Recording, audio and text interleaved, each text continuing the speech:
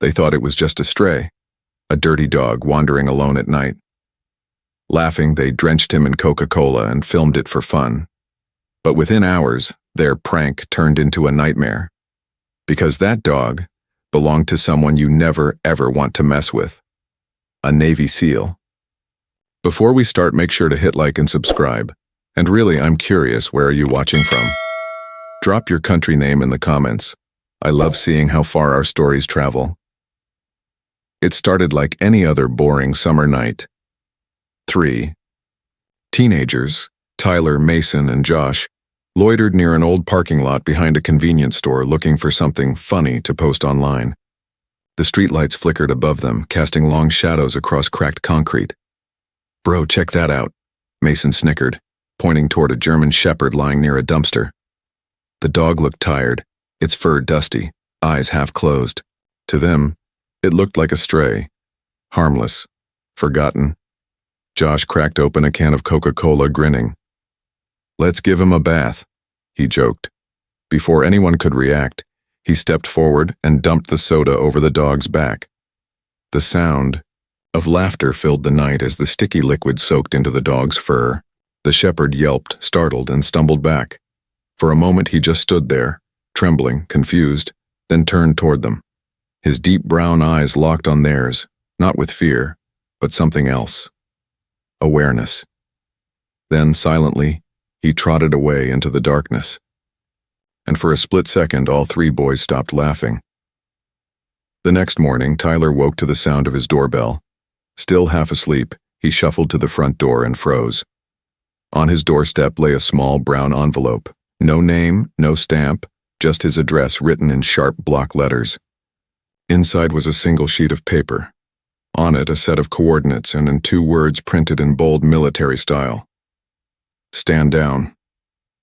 Tyler frowned. Probably one of the guys messing around, he thought.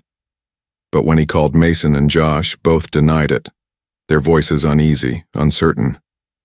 Later that day, Mason stepped outside to find muddy paw prints on his car hood, perfectly spaced like a trained patrol pattern. "Okay, who's doing this?" he muttered, looking around. But no one answered. That night, the boys' group chat went quiet for the first time in weeks. And somewhere out there, a pair of sharp eyes was already watching. Miles away, the morning sun filtered through the blinds of a modest suburban home.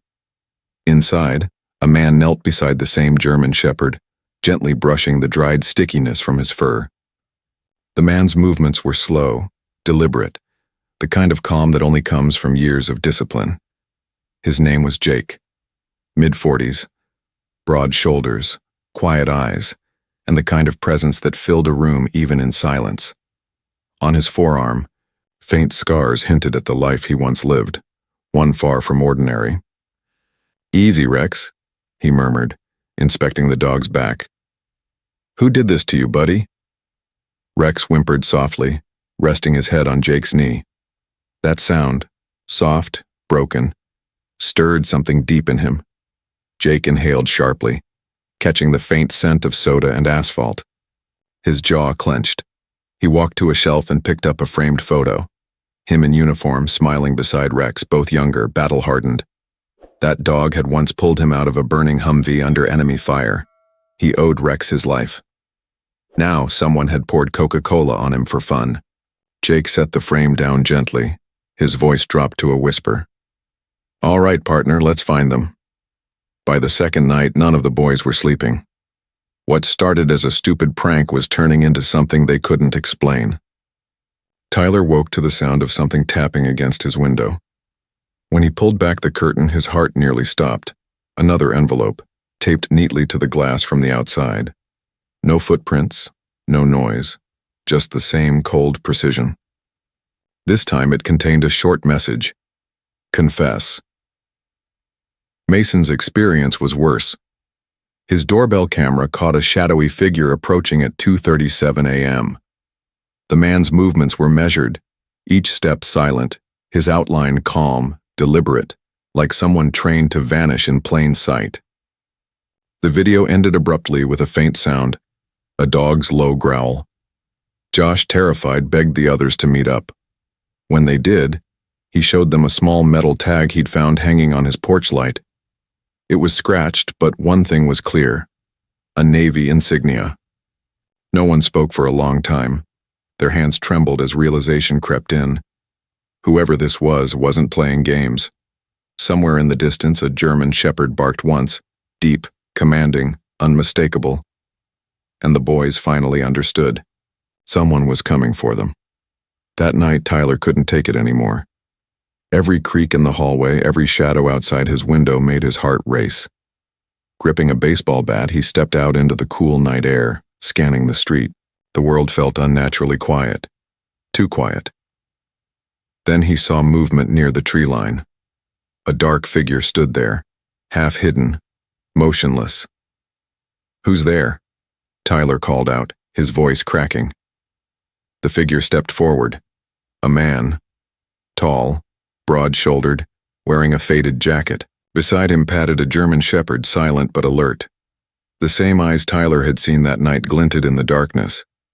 "Funny thing about pranks," the man said, his voice calm, steady. "They stop being funny when they leave scars." Tyler's bat lowered instinctively. His pulse pounded in his ears.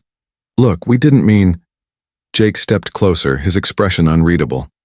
"That dog saved soldiers' lives overseas. He's seen bombs, bullets, and death. And you poured soda on him for a laugh?" The weight of his words hit harder than any threat could. Mason and Josh arrived moments later, breathless, faces pale. None of them spoke. Jake looked at each of them, then down at Rex, whose quiet gaze said everything. "You hurt my partner," Jake said softly. "Now you're going to learn what respect means." The next morning, the three boys stood awkwardly outside a large training facility on the edge of town. The sign read, "Veteran K9 Rehabilitation Center." Jake waited at the gate, arms crossed, Rex sitting obediently beside him. "I'm not pressing charges," Jake said quietly, "but you're going to make this right."